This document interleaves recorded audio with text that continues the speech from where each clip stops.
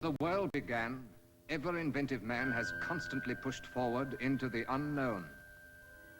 One by one, the frontiers of science have fallen before him. The science of speed, travel, radio. Now he stands on the threshold of a new age, a terrifying age.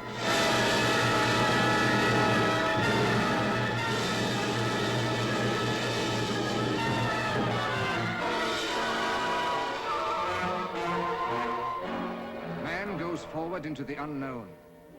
But how does the unknown react? The unknown planet, Planet X.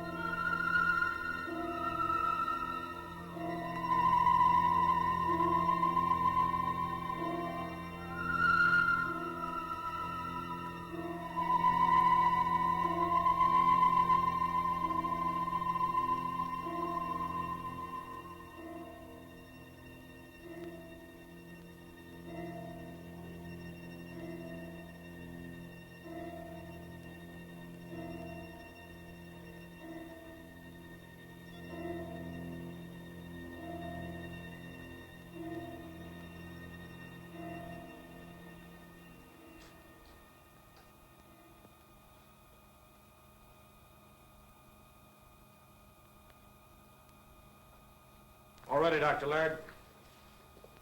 Right. Circuit A. Circuit A. Circuit B. Circuit B.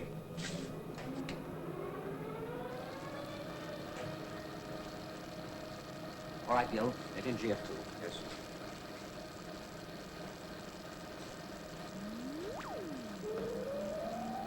Gently. Gently. GF2 in, sir. Sayers, you fool! Get away from there! Blimey, it's going again. What a racket. What happened, love? It all went white, blinding light. That's the second time this week. It ain't right. Just because they have to muck about with the current for the sake of their blooming experiments, we have to suffer. They'll bust me too. 18 quid them new tubes cost. Who's going to pay me, I'd like to know, if my tube busts? Fred, the old clock stopped again. Good. After that, I reckon we needs just one more. All right, it's this time. Feeling all right now, love? Of course I'm all right, don't fuss me. Oh, would you like a glass of water? Water? Want something stronger than that. I'm going to finish my drink. Go on, Aunt. The things you say. You're better than any telly. Oh, you think so? Shall we go? I don't mind. Come on, then. It's a lovely night.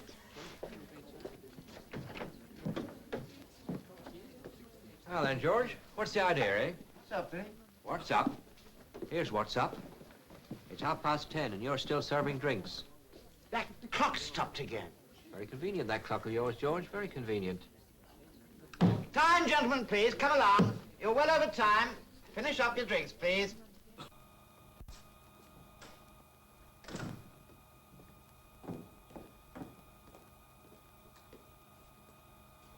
How is he, Dr. Laird? Sayers, he'll be all right.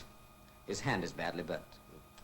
Means he'll be out of circulation for quite a while. Yes, that clumsy dolt. Why did he want to go near GF2? He knew it might arc. Why does it, Art? Heaven knows. It could be the timing is wrong. Sayers never did get the timing right with this Yankee computer. Oh, sorry, Bill. It's all right. We could try a slightly higher frequency, but it's more likely to be eddy currents, and that'll mean more damping. Heaven knows what that'll cost.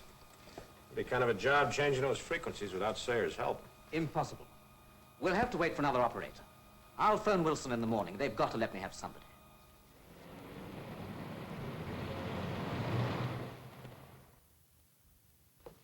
Morning, Wilson. Good morning, Brigadier. Please sit down.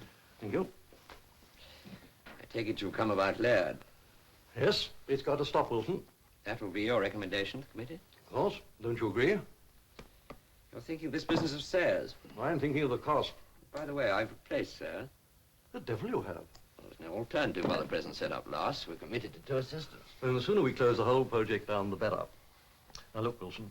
I'm just a plain bone-headed brass hat. Oh, I wouldn't say that, Brigadier. You would, and you jolly well do. I know. It's true anyway. But I do know when an experiment is successful, and I do know when it's costing the Earth, even though I don't fully understand it. I don't suppose there are more than half a dozen people who do understand precisely what it is that Laird is trying to achieve. Then why on earth? As far as Laird is concerned, his work is pure research. Pure baloney. But the practical implications may well affect thinking on defense matters. That is why we are financially supporting the project. Financially supporting? Do you know how much money we've poured down that drain to date? £250,000. Can you justify that? Can Laird? Justify? Has anyone ever been able to justify pure research? At the time. Without it, no radio, no television, no radar, no guided missiles. Is Laird onto something like that? Laird is engaged on experiments which are aimed to study the changes, if any, in the nature and properties of metals, living tissues, and other materials when introduced into powerful magnetic fields. I know. I can read. Are you? If Laird can produce a magnetic field more powerful than any that has been produced before, if he can demonstrate that important changes do occur... Has he? He's nearly bumped off Sayers, and he's having trouble with his equipment. He was on the phone this morning. He's asking for more and more. Oh, this is preposterous. I'm going straight down there this morning to get to the bottom of this piece of folly. Well, it might be a good idea, Brigadier. Well, seriously, though, Laird tells me he's already had some limited success. You might check on that. I certainly will. Oh. I promised to send him this. Perhaps you would take it. What is it? A piece of metal. An alloy such as used in aircraft. What's Laird supposed to do with that? You can tell him if you like. I'd love to. In that case, you'd better take this piece, too. I'd like to think that one experiment, at least, was some use to the country. Is this the same? Well, actually, no. I want testing on both eventually. You're going straight away? Yes, this morning. Good. You'll be able to soften the old boy up and his new assistant. It's a woman. A woman? Yes. I can hardly wait to tell him.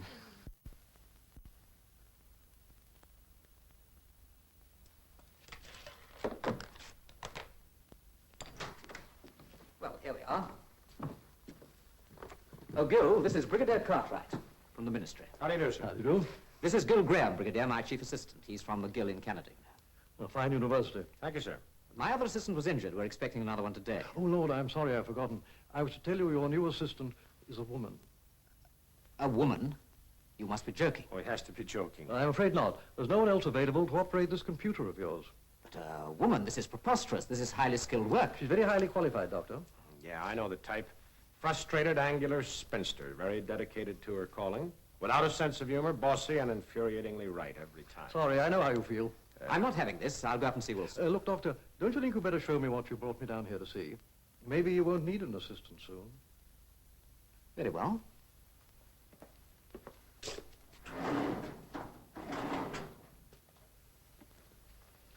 Bend this. This is a piece of copper. So is this. Bend it. But this is flexible like steel. Precisely. Dr. Laird, I'll take these GF2 figures to your office. This is really most remarkable. It has had its molecules realigned in there.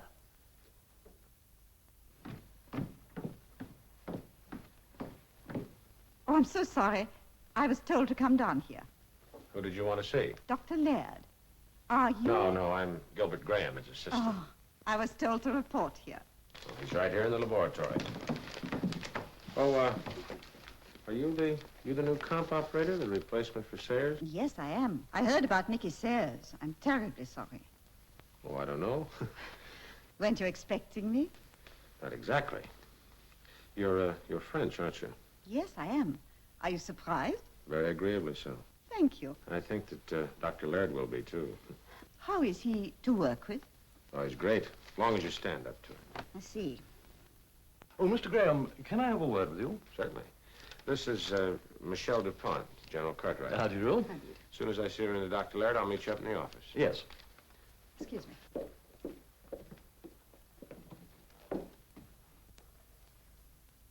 This business of altering the molecular structure of metals, has he got any defense angle?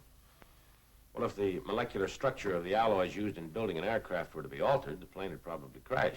Remember the Comet 1? Oh, yes, of course. But research of that nature into metal fatigue and all that sort of thing, that's already been carried on elsewhere. Well, not quite, sir. How do you mean? Well, our research may lead to the discovery of means to crash an enemy's aircraft. You're not suggesting, I take it, the enemy would allow us to cook his airplane alloys in that contraption of yours? Well, I don't think that'd be necessary. Let me try to explain. Magnetism is a force, the only force other than gravity. There may be one and the same thing that operates over a distance.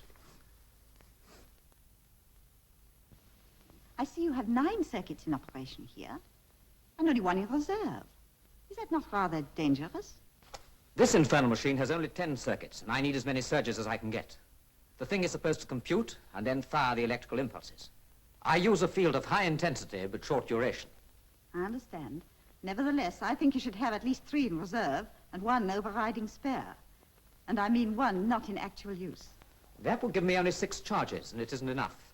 Oh, I see you do not understand this machine. Each circuit is capable of use over and over again. If it has a few microseconds to clear itself, that means you can have as many surges as you like in banks of 3. Yes. Yes, of course.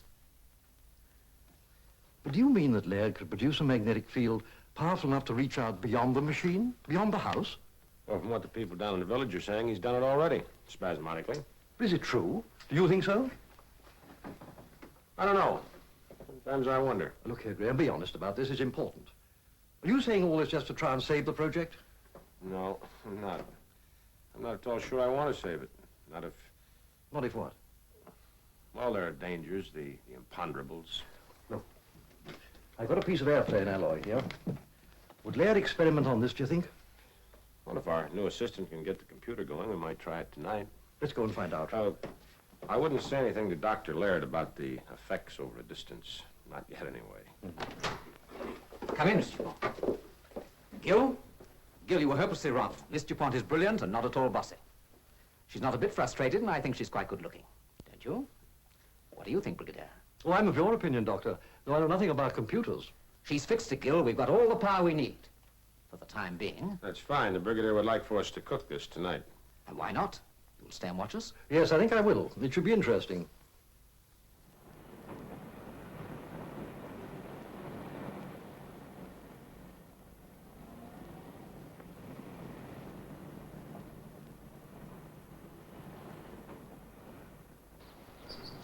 Hello. Hello. Have you got one yet? No. Jane! What do you mean, talking to that tramp? How dare you? He's nice. I met him in the wood yesterday. What? He likes insects, too. He's promised to give me a flea when he can catch one. I'll give you a flea. Come on in this minute. How many times have I told you not to speak to strange men? Tell me, what do you do for entertainment here? Entertainment? Yes. Well, we have television. Of course, we don't have much time for that sort of thing. Once in a while, I combine my pleasures and watch it down at the village pub. Oh, I adore English pubs. Do you often go? Often as I can. Like to join me sometime? I'd love to. Good. But I warn you, though, we're not very popular down there. No? Why? Well, they seem to think that some of our activities up here create some odd interferences in their TV and radio. Is it possible? Dr. Laird doesn't think so. And you? Do you think so? Could be. Is what we're doing dangerous? Not yet. But then you were thinking of Sayers. No, I was not thinking of that kind of danger. That's to be expected. Yes. You know, I've been thinking, you don't have to stay here.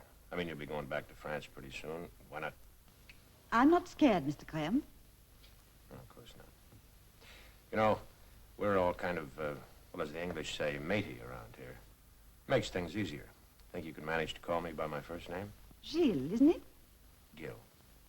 Oh. I saw your name in the letter you brought. Micheline? Michele. Ah, that's it, Michele, yes. I like that. It suits you.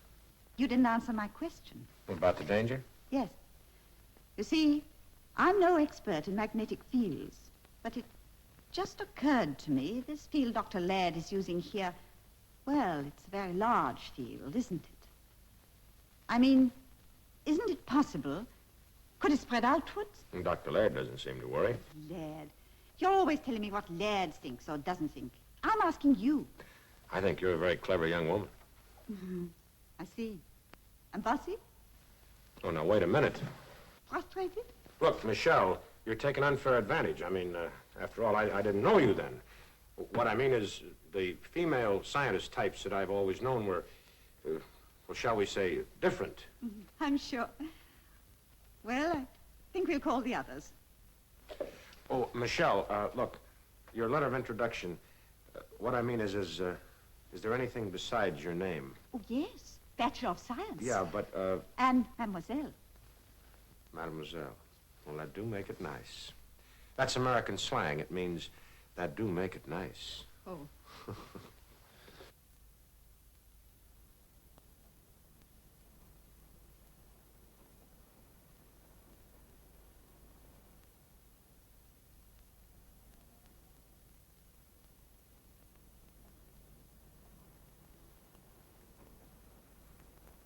Well, Doctor, I'd like to get back tonight. Do you think we could start?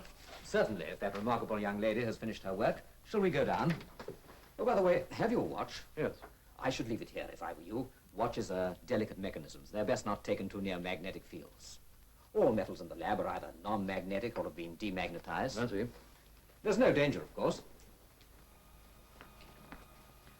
All right, Gil, switch on the recorder. We record everything, Brigadier. It's useful for checking later. But surely tapes are magnetic. You're very smart, Miss Dupont, and you're quite right. No, we don't use tapes. We have a microphone, and we record on disc in the next room. Switch on the generators, Gil. I'll take the circuits. But Dr. Laird... Over here, Brigadier.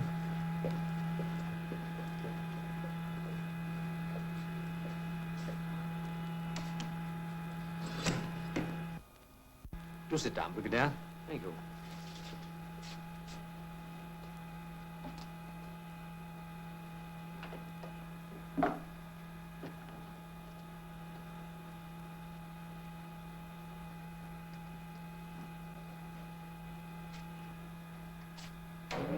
Circuit A on.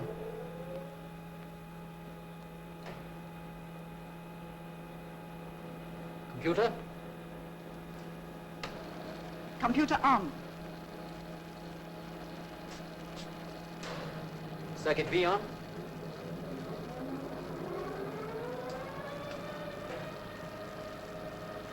Integrate. Integrating. 10. 20. 30. Oh. All ready, Gil? All set, sir. Right. Steady now. GF2.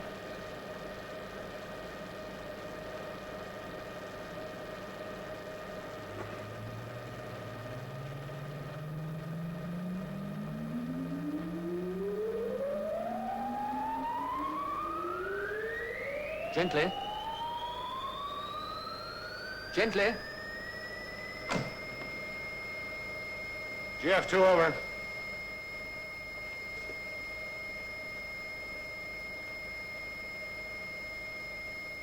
Three banks under reserve in operation, Doctor. Good.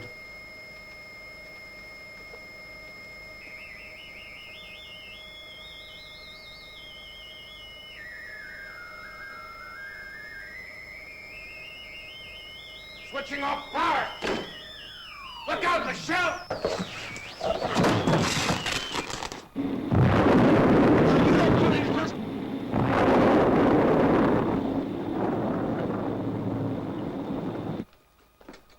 devil are you doing? Good heavens. Are you hurt? No, I don't think so. Rugby's a rough game. Oh, I'm sorry. It was the only thing to do. What happened? I don't know. I'm sorry. It was my fault. I left my keys in there. That was very careless of me.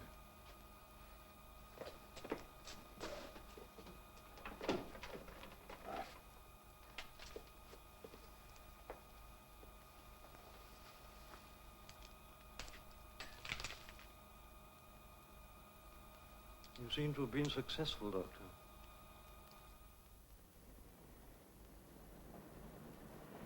Look.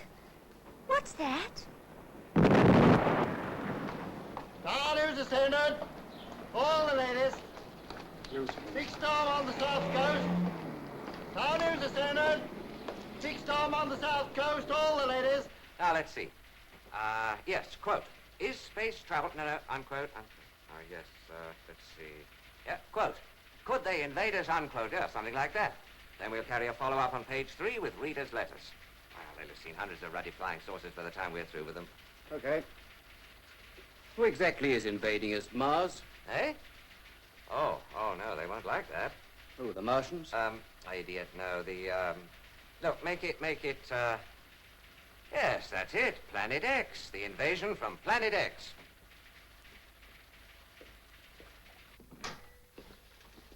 Well, that was some of your bold farce, if you don't mind my saying so. Yesterday you were all for folding up poor old Laird. Today you tell the committee. Look, Wilson, I couldn't say all I wanted to in front of the committee. Hey, they're supposed to be in the picture. They have to decide. Now, the picture's changed. This affair's too big for the committee to handle. There are security risks. I'm afraid I don't quite follow. You showed us the alloy, and I'll admit it was most impressive, but we knew something of this before. I showed you in the committee one piece of alloy, the piece Laird put into his apparatus. Now, this is the other piece you gave me. Look. Now, that remained in this case during the whole experiment. It, and the case, and the hook it is hanging from, ended up by flying right across the laboratory and almost injuring the new assistant. Not another one. Oh, she's all right, thanks to Gilbert. But don't you see, this wasn't in the confounded witch's cauldron. I see. Do you? Look at this. That fell off the TV aerial on Laird's roof. It's a different alloy, but it's gone the same way as the rest. At least 30 feet away from the apparatus. You know what you're saying, don't you? Yes. Action at a distance, the militarist's dream. Look, Wilson, from now on, this is top security. All right. Well, we'd better call in Jimmy Murray in that case. Yes, I think we'd better.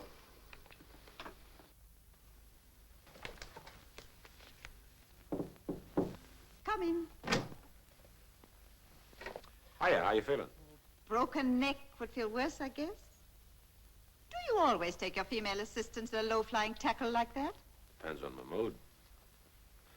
When I'm away from an intense magnetic field, my technique's a little different. I should hope not. You didn't come here to demonstrate, did you? It might be kind of interesting. Help yourself. Thanks. No, as a matter of fact, Michele, I have something else on my mind. Can't say I'm sorry. What's the trouble? Before I grabbed you last night, I switched off the power from the generators. Yes? That should have shut the whole machine off at once. Well, it did surely. Laird was pretty furious. Think back for a minute, Michele. Must I? Please. Okay. After we hit the floor, the briefcase flew across the room into the computer. Correct? GF2 was arcing then. Right. Well, how the devil could that be? With the current off, the whole contraption should have been dead. That's right. But There's another thing, too. of course, that screaming noise. Yeah, well, then I'm not crazy. You do remember. Yes. The circuits continued to operate after I'd switched off the power. But, Gil, what are we saying? This is completely ridiculous. You couldn't have switched it off. Yes, I did. I checked the switch this morning.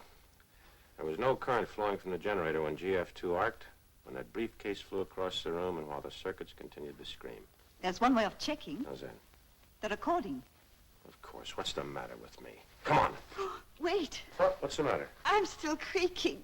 Let me give you a hand. Thanks. You don't look all that fragile, you know.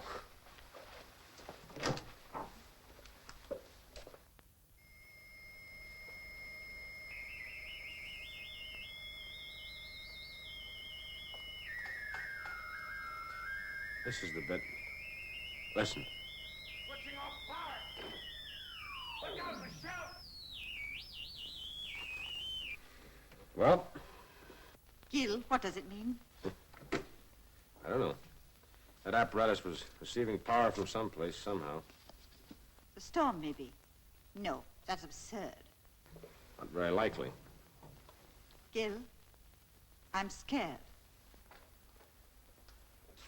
Yeah, well, so am I, Michele.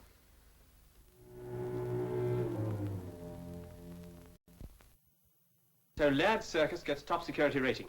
That's about it, Jimmy. Well, if you both think so. Don't you? Frankly, Brigadier, I just don't register yet. What you've been telling me sounds well. I know. But you must take my word for it at the moment. Okay. But what with you and Laird, freak storms and the press going to town about flying saucers and invasions from Planet X, I'm beginning to feel like Dan Dare. Am I likely to meet a little green horrors with eyes on the ends of their whiskers? I don't think that at all likely. Though you may meet some characters with snow on the boots, if you know what I mean. Yes, I know. And you know we've had a call from Air Force Security saying that 3 of their radar stations report sighting some unidentified object. Do you think there's any connection between this and Laird's work? I don't know. I just don't know. But we must take every possible precaution. You and Wilson travel down separately. Okay. Wilson will supervise the ordering and delivery of Laird's new equipment, and is going down in plain vans. Watch it, Murray. I will. And remember, Wilson, you must impress on Laird the importance of a wide margin of safety this time. Laird seems to be a tricky customer to give advice to. He is. In fact, he's more than tricky. He's... Oh, well, I suppose you must make some allowance for genius. Work in close touch with Graham. I'm pretty sure he's aware of the risk. And they must understand the whole aim of the project now is to make the force directional. Right, sir. Keep in touch, and the best of luck.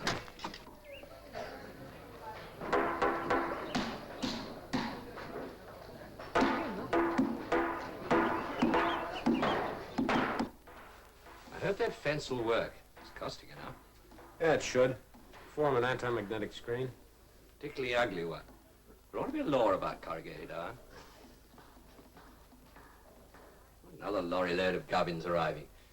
You know, this is getting a bit ridiculous. Besides, creating a condenser to make it look like a sideboard is darned expensive.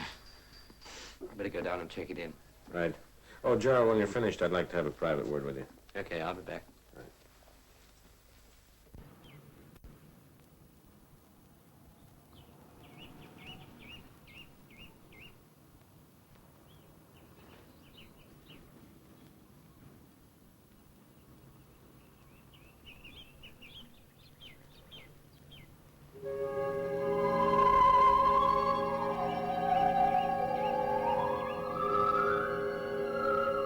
Did I frighten you? I'm sorry.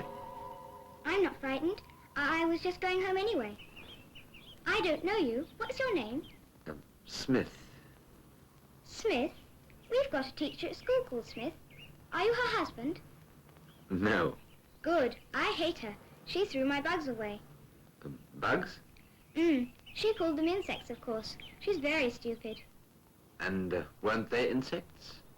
Some were. You see, all insects are bugs, but all bugs are not insects. And is that what you were doing just now? Collecting bugs? What were you doing? Oh, nothing. At least, I was just trying to find my way. My goodness. Are you lost? Yes. Fancy getting lost in Brierley Woods? Is this Brierley Woods? Of course it is. Everyone knows that. Are you a foreigner? You look like one. You've got funny whiskers. Yes, I suppose I am. At least I came here from a long way off.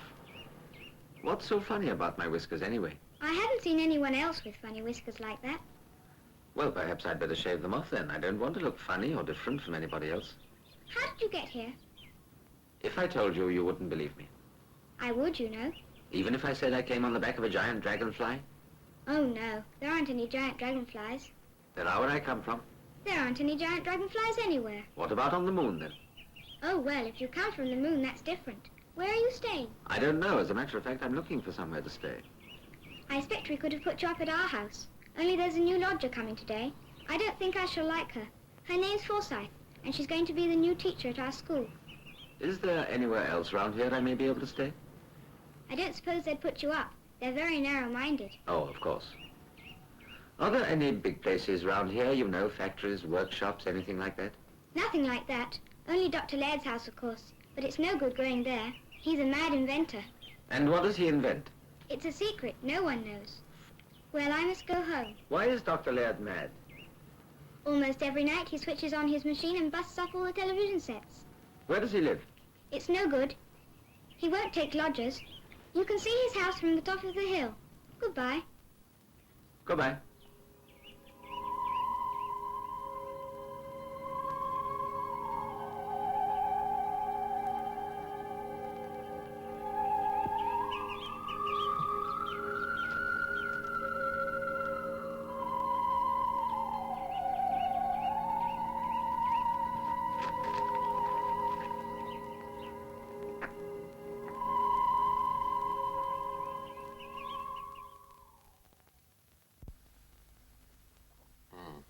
Now, let me get this straight.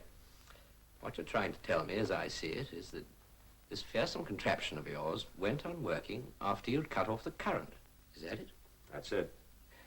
I speak from unfathomable depths of ignorance, but is that so very remarkable? Of course it is. If I switch off, say, an electric fan, wouldn't it go on turning for a while, momentum or something? Yeah, but you wouldn't get an electric shock from the terminal. Our circuit, GF2 we call it, arced across about 5 seconds after I switched off the power. That's impossible. That's what I keep telling myself and Dr. Laird. What did he say? Same as you did. Impossible. Refuses to listen. There's more to it than that, too, Gerald. You know, I'm not the brains of this joint, but I've been figuring a few things out during the past 10 days. That apparatus was building up a field far in excess of anything that we could have reasonably expected from the power we were feeding into it. Personally, I think you're all getting slightly neurotic over this business. Did you say you had a recording of the session? That's right. You ought to hear it.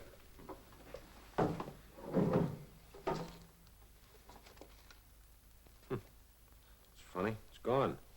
This looks like a case for Jimmy Murray. Where is he? On his way down from London. I promised to meet him for a pint in the Crown and Mitre this evening. You better come, too. Yeah. Shall I bring Michele? Not necessary. She's coming. I asked her this morning.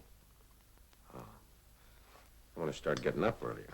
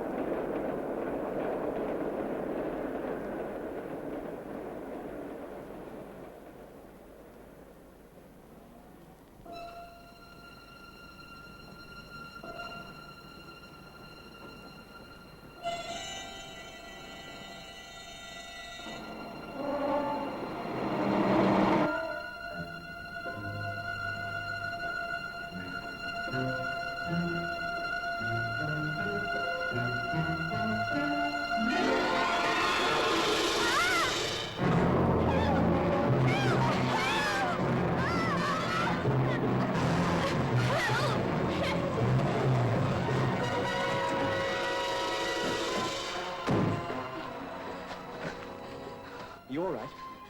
Yes, I think so. Wait a minute. Thank you. Where do you live? Well, I'm going to Brierley Bay. I'm a teacher. I started the school there on Monday. Brierley Bay. Well, after we've reported this to the police, I'll take you there.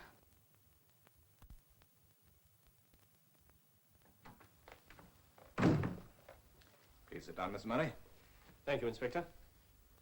We're taking a statement from Miss Forsyth now. I understand you're taking her on to her lodgings at Brierley Bay. Yes, I'm staying there myself at Dr. Laird's establishment.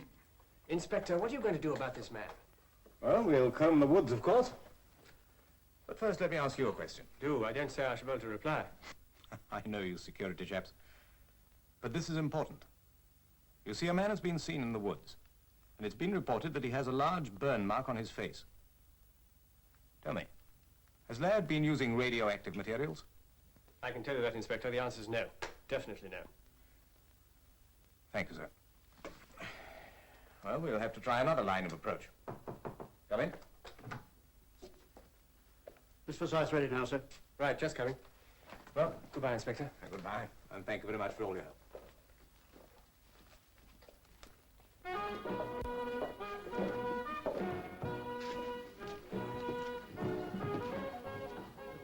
What about another drink? Not for me, thanks. Pass. Oh, do you mind if I... No. You're very quiet, Gil. What's on your mind? No, nothing. Everything. You mean you feel comme ci, comme ça? Yeah.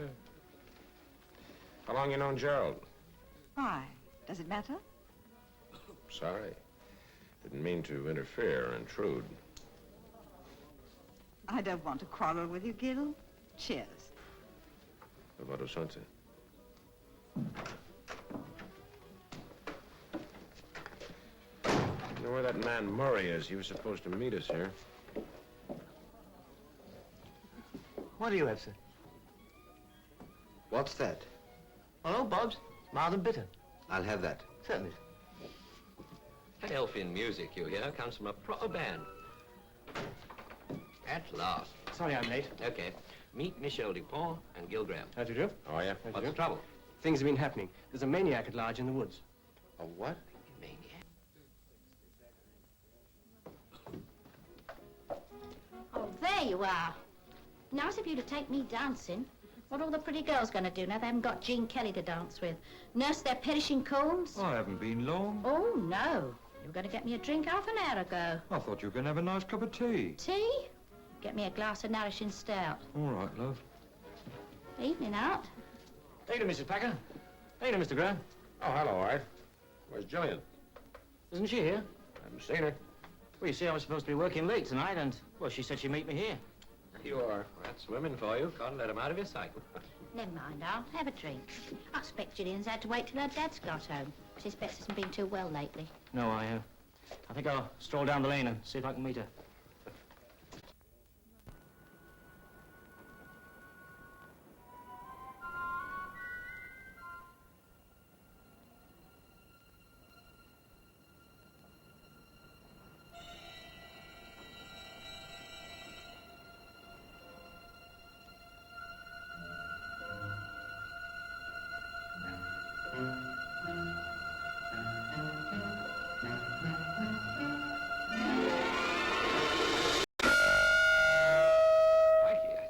Was noisy. The microphone was too near the loudspeaker.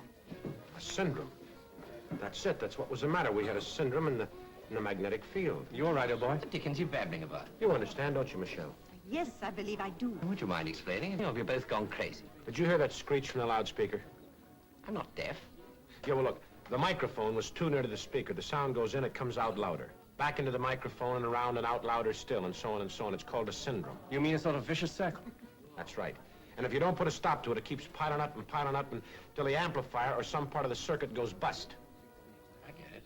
But why all the Have dramatics? you got your car here? Yes, why? I want to get back to the lab. What, now? I've got to see Dr. Laird right away. You do understand, don't you, Michele? Yes, I do. I think you ought to go. But can't you tell us what all the excitement's about? I'll try and explain. You must go. You'll be all right, won't you? Of course. Come on, let's go. Gerald, I'm sorry, but this is important. Gil, I hope you know what you're talking about. So do I. Let's be practical, my boy. You make an excellent theoretical case for the build-up in the field being syndromic, but where exactly in the circuit does the phenomenon occur? As I see it, it's between these two circuits. You have a first-class brain, Gil. It's a pity that you allow your imagination to run away with you. Meaning what? Meaning that in the first place, you have reached the correct conclusion from the wrong premise. Well, I don't understand. Secondly, that you are allowing the self-evident fact to scare you. You were driven to your clever piece of reasoning by worrying about a lot of silly tittle-tattle. Freak storms and the like. Haven't you considered the possibility that we might have caused some of the things which took place that night? I never consider anything which might interfere with my research. Seems rather short-sighted, doesn't it? If one always stopped to calculate the risks, there would be no research. But you think I'm right about the syndrome. I know you're right. I reached the same conclusion over a week ago.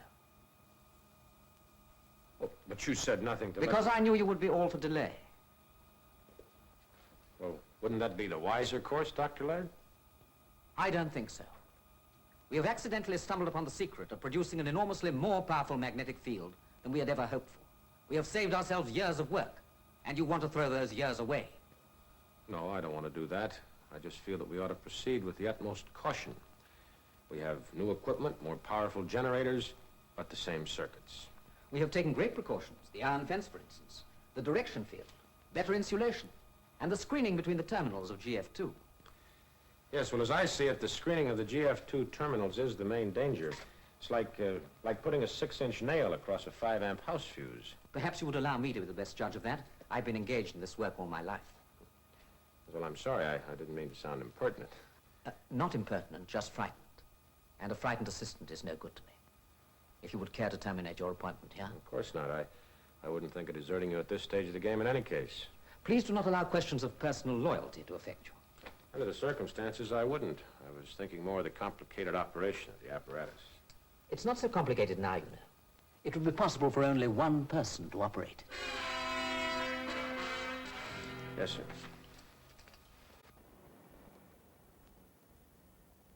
Julian! Julian! Julian! Julian!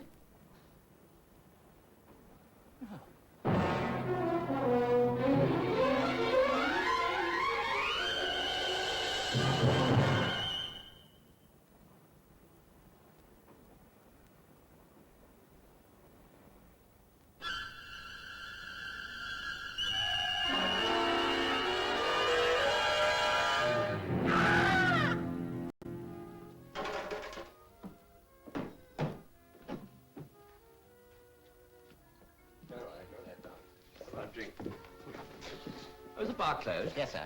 The dance goes on till midnight.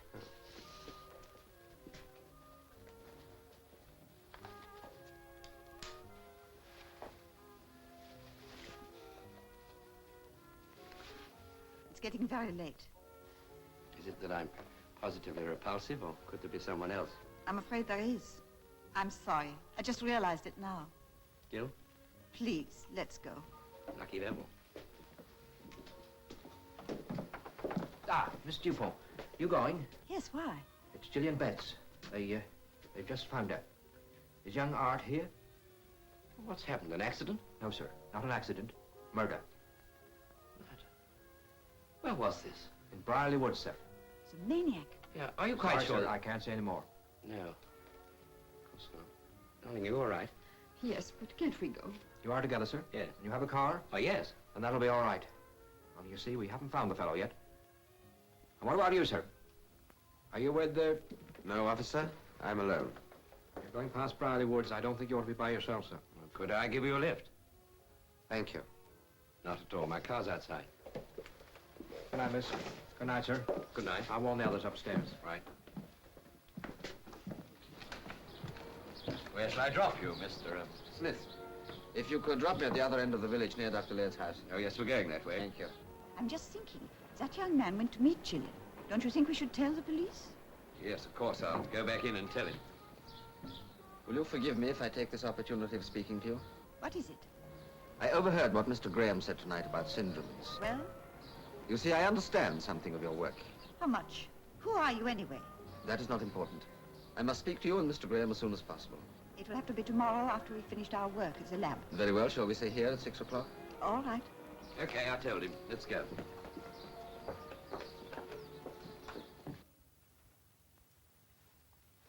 Did he give you any clue as to why he wanted to meet you and Gil?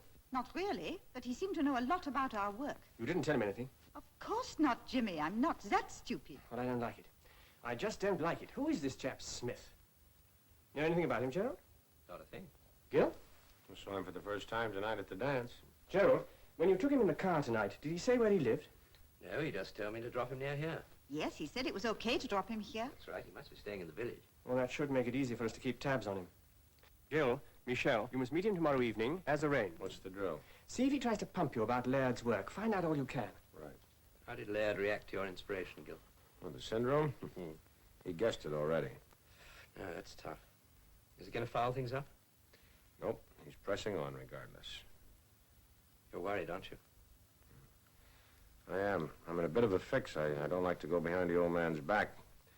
I think we're moving along a little too fast. That apparatus is ready to work, but nobody knows for sure what it'll do. Doesn't Laird know? You try asking him. I almost got sacked tonight. Oh, no, Gil. Would you like me to contact Cartwright? Well, I think we should in any case. But he better not come here, not with Laird in his present mood. I agree. Well, then. Well, police headquarters. Poor old Inspector Burns ought to be put more in the picture. We may need his help yet. Just you say, Jimmy. I'll phone Cartwright in the morning. I'll meet him at the station in the car. Well, if there's nothing else, I'm for bed. Would you mind? Oh, yes. Coming, Jimmy? Hmm? Oh, yeah. I'll see you two before you meet Smith. Good night. All right, good night. Good night. I'm sorry about tonight. I didn't mean to butt in. Isn't really any of my business. Isn't it, Gil? After you'd gone, Gerald kissed me. Why tell me? I'm not enjoying it. Neither did I. Funny, isn't it? Well, it's too bad. I'm sorry. Are you really? Not really.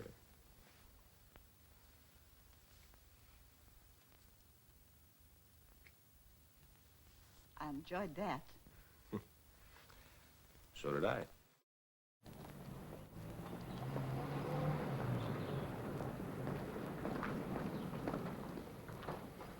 Hello. Hello. Feeling better? Yes, much better, thanks. This is Jane. I'm staying at her house for the time being. She's taking me to see the school. I'm going to catch a beetle for her. They're horrid looking. I'm terribly thrilled about that. Yeah. When does school start? On Monday. I've got the key from the head, so I can look around my classroom and get everything ready. You look like being busy. What with beetles and school.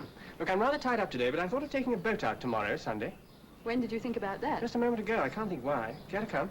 I'd love to. Well, I must fly now. Got to meet my chief off the train. Oh, by the way, Jane, ever met a man called Smith in the village? No, but I met a Mr. Smith in the woods. What? He's nice. He helps me look for insects. Oh, well, if you meet him again, try and find out where he lives, will you? I can't. So that's our school, Jane. You going in, Miss Forsyth? Yes, I must. Oh, well, if you must. And you? I'm going to look for that beetle larva. All right, but don't be late home. You promised your mother. I won't. Goodbye. Oh, the beer's here, George. Thanks, sir. There we are, thanks. That's right. Thank you, sir. All right, Mr. Smith. Shoot. I'll come straight to the point, Mr. Graham. I overheard your conversation last night, and that led me to suppose that you were concerned with Dr. Laird's experiments. Oh, I see. And what's your interest in those experiments? Will you accept for the moment that it is purely scientific? Go on. I take a great interest in the subject of magnetic fields, Mr. Graham. Why not? What's that got to do with Dr. Laird's experiment? Will you also accept that I am not a complete fool? All right. Thank you. Dr. Laird is no doubt a very clever man. He must be to have built an apparatus capable of recently causing such atmospheric disturbance. However, I suspect he is also a single-minded man and possibly an unimaginative one. Mr. Graham, the Earth has a magnetic field. Have you considered the dangers of upsetting that field? It has happened before in history, you know, with catastrophic results. Yes. Yes, I've considered the possibility. You seem to be a remarkably well-informed man, Mr. Smith. Please go on. There is also another danger. The danger of radioactive rays. We're not using any radioactive materials. I know that. But not all radioactive particles are man-made. There is another source. Yes, that's true. They're cosmic rays. They bombard us constantly, but they do little apparent harm. Because you are shielded from all but the harmless ones by the ionosphere, the so-called heavy side layer. The heavier rays, the sodium, for example, never normally reach the Earth. Yes, that's true, but I don't quite follow you. Mr. Graham, the ionosphere could be affected by magnetism. It could be bent or fractured. But surely the ionosphere is 50 or 60 miles up. And ships at sea 80 miles away were affected by your experiment. Don't you see? If at the points of maximum strength of your field, the heaviside layer had been temporarily fractured or pulled down close to the Earth, heavy and possibly dangerous cosmic rays could have reached the Earth's surface and may have affected many people in strange ways. How do you mean? I mean they may have been driven mad. The human beings who may have been affected by the rays will probably all die, though not before they may have killed many people. But there is something else. It would normally take many years for any change to become apparent in the human race or in animals with a long gestation period. But what of the quick breeders, the insects? Insects? Oh, mon Dieu, no. Yes. Some insects, ants, spiders, could already have mutated. In what way? That is impossible to say. They could have become a different species, they could have become smaller or much larger.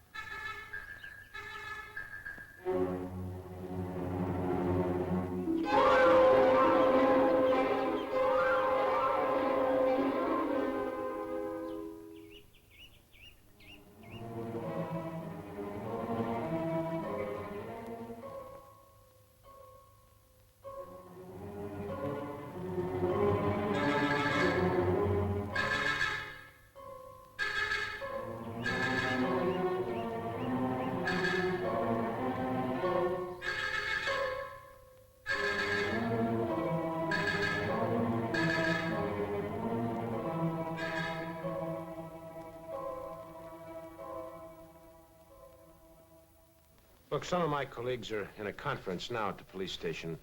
Would you come along with me and state your case to them? No, Mr. Graham, I'd rather not. But why not? There are reasons. Besides, they would probably regard me as a crank. Well, I don't. I hoped you wouldn't. That's why I chose to speak Well, to then, you. please. No, Mr. Graham, the responsibility rests with you now. I can only wish you success. Miss Dupont.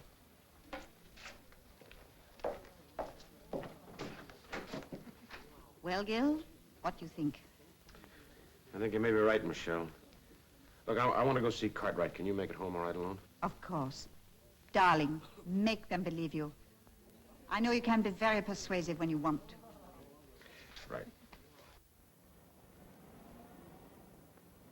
Excuse me, miss. Being as you're a scientist, I wish you'd look at what our Jane's found. I rang the police, but they didn't say much, and, well, I don't like the look of it. Do you have something to boil this in? Well, yes, I have. You boil it immediately. Boil it, miss, but... Please, Mrs. Hill, don't argue. You boil it. You understand you boil it. It's very dangerous. And incidentally, you lock your door and close all your windows and keep everybody inside. But what about Miss Forsyth? Who is Miss Forsyth? My new lodger, the new school teacher. She's still out. She went to the school this afternoon. Where is the school? Well, the quickest way is through the woods. There's a path opposite. Don't worry. I'll find Miss Forsyth.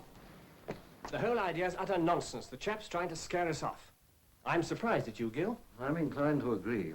I certainly think this man Smith needs pulling in for further questioning. Do you know anything about him, Inspector? Not a thing. But then there are quite a lot of Smiths about. Exactly. He's too good to be true. Who is he? Where does he come from? I can't get a lead on him anywhere. All the same, I agree with Graham. We must hold up all further experiments with Laird's apparatus until a thorough check-over's been made. All right, that's agreed. Excuse me, gentlemen. Inspector Burns here. Yes? What? Art Deverson's been found. Dead. Mutilated. Oh, my. His body was clean dry of blood. You see, Smith was right. It's those insects. They mutated and they're hungry. Oh, come on. Shut up, will you, Jimmy?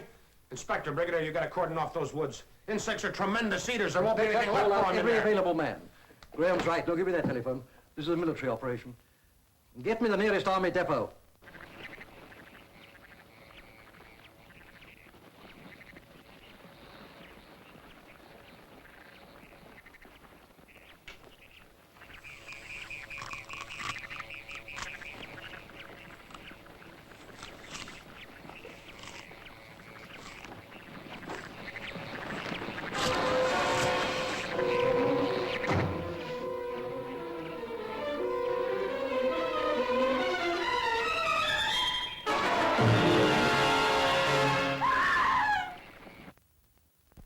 Woods. That's it. Goodbye. Graham, get down to the lab at once. On no account must Laird touch that damn machine of his. Where's Wilson? He should be at Laird's house. I'll phone him. He can have a word with Laird. Yes, son? Well, sir, I didn't think it was important at first, but now... Well? Mrs. Hale, sir. She rang up to say her daughter had found a whopping great egg. What was that? An egg, sir. Who said that? Mrs. Hale, sir, and she said that her lodger, a Miss Forsyth, was out late. Oh, no. Does she know where she went? She was at the village school, sir.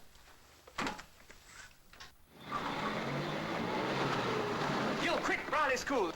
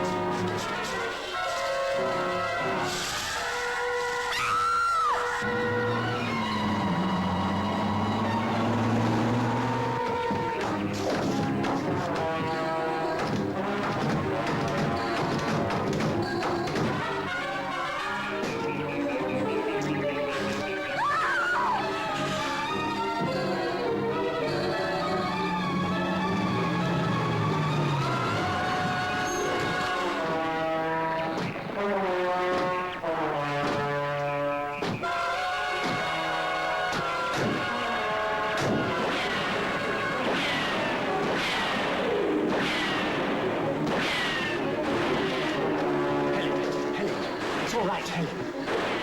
There's another girl in the woods. Who is it? From Dr. Laird's assistant. Michele! Gil, come back. Mr. Graham! Michele, she's in here. I'll come with you. Hurry.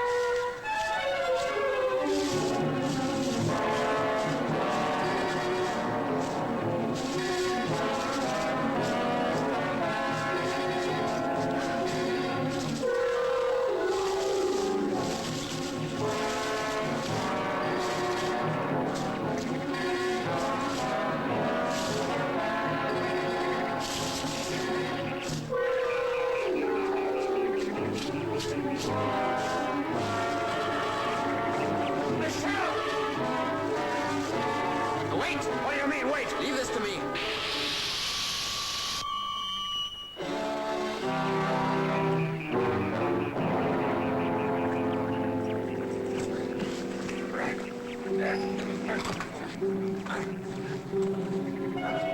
This way.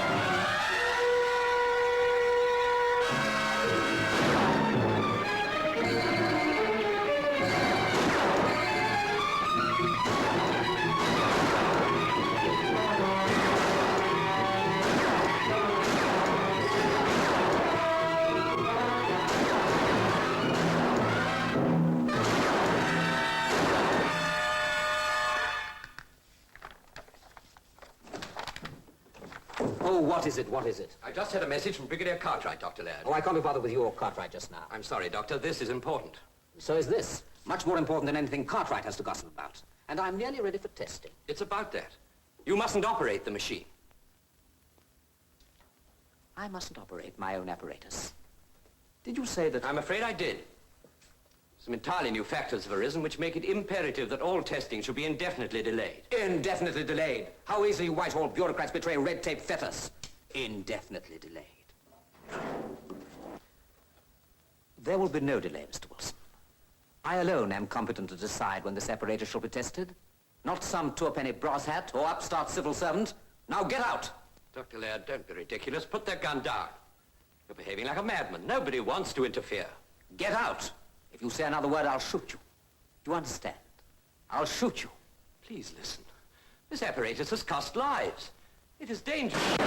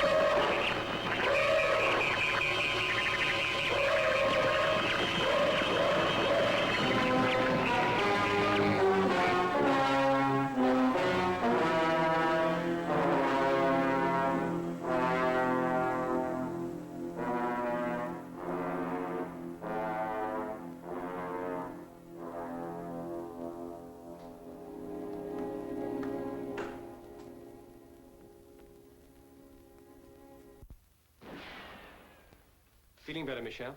You're going to be all right, Michele. Well? I think we've covered this section of the woods, Mr. Murray.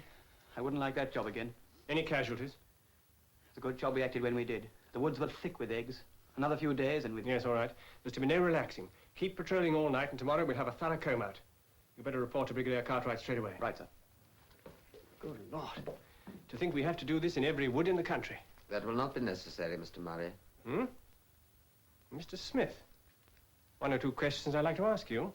Where do you come from? Jimmy, I'm afraid that's going to be a kind of an awkward question for him to answer, isn't it, Mr. Smith? Yes, indeed. You said that some of the RAF boys had reported unidentified objects flying south. Yes, that's right. Usual sort of nonsense. Yes, well, this time it wasn't nonsense, I'm afraid. Was it, Mr. Smith? I landed here shortly after your first disastrous experiment. Landed? What are you talking about? This is difficult. Let me put it this way, Mr. Murray. Without being aware of it, your newspapers were very near the truth when they spoke of mysterious invaders from Planet X. Am I going crazy? In fact, there was but one invader. It was I.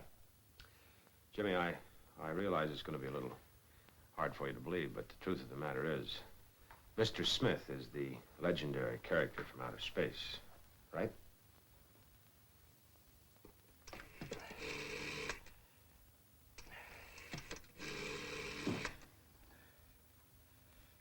Get me Brigadier Cartwright. Hurry. Cartwright here. Cartwright? Wilson here. Listen. Laird gone mad. What's that? No. Don't talk. Listen. He shot me. Come. Quick. Heaven's sake, come. He's alone. Wilson! Wilson! Wilson! Wilson! Wilson! We've had your planet under close observation for many years. Flying saucers? That's what you have chosen to call our spacecraft. We've also been monitoring your radio. That's how I come to speak passable English. But you're like us. Is that so very surprising, Miss Forsyth? There are many planets with the same physical conditions as here on Earth, and on them life has gone through the same evolutionary processes. Where is this Planet X? If I were to tell you, you would neither understand nor believe me. Time and space are still the great mysteries to you. Why have you come to pay us this visit? Because of your experiments in magnetism. You brought down one of our spacecraft on the night of your experiment. Our craft used the planetary lines of magnetic attraction as their means of propulsion. That's why we were so concerned with your experiments. Alarmed, I might say. We had to act in what you would call enlightened self-interest. Is that the only reason that you came? No. We've never interfered with your development before. But this time, your entire planet was in danger. It still is if you continue with your experiments. You mean we might reverse the Earth's polarity, tilt the Earth on its axis? Yes, I do. It has happened before, but then the force was extraterrestrial. I thought you said there was no further danger from these insects. That is correct. We were able to calculate the center of disturbance and the points of maximum intensity. This, I assure you, is the only place on land to be affected by cosmic ray bombardment. On land? There were some areas in the sea. There, life will have been spontaneously created, microscopically, just as it was millions of years ago, before there was an ionosphere to protect you. You've had a very narrow escape, Mr. Graham. Well? Message from Brigadier Cartwright, sir. Will you and Mr. Graham come down to Dr. Laird's house immediately? What's happened? It's Mr. Wilson, sir. He's been shot. Gerald, shot. Is he... We're afraid he's dead. Dr. Laird seems to have gone mad, and the Brigadier's worried he may start his machines again, sir. I was afraid of this. We gotta stop him. Let me come with you.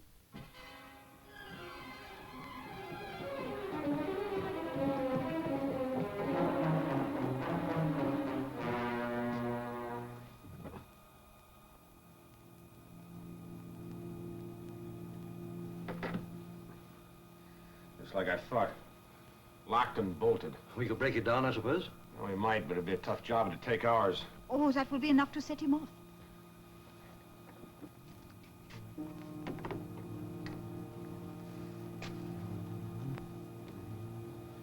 Look here, Smith. Can you help us? Do you really want me to? Of course we do. Smith, there's very little time left. If Laird switches on that infernal machine, Well, I understand you know more about these things than we do. I do, sir. We must stop him. Can you help us?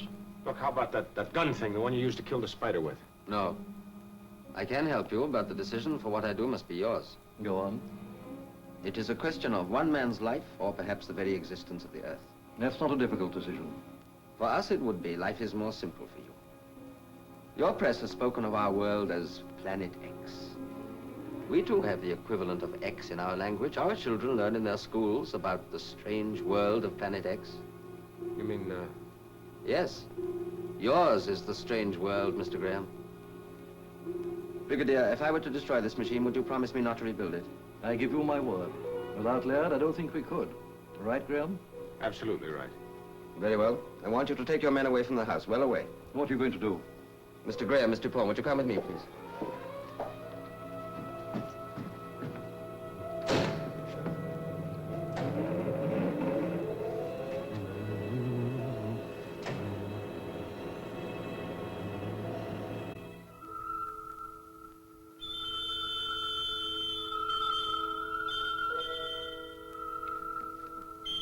Now we must wait.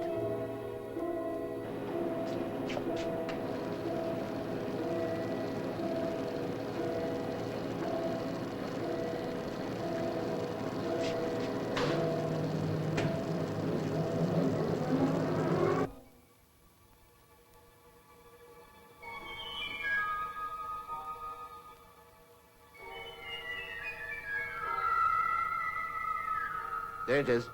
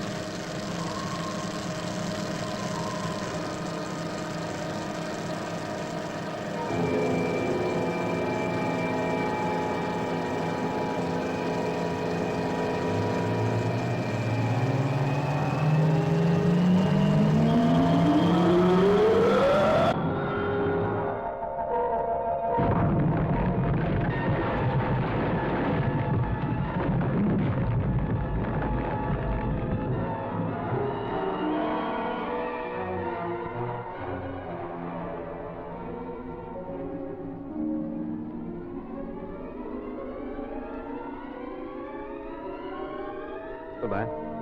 Will you come back? Who knows?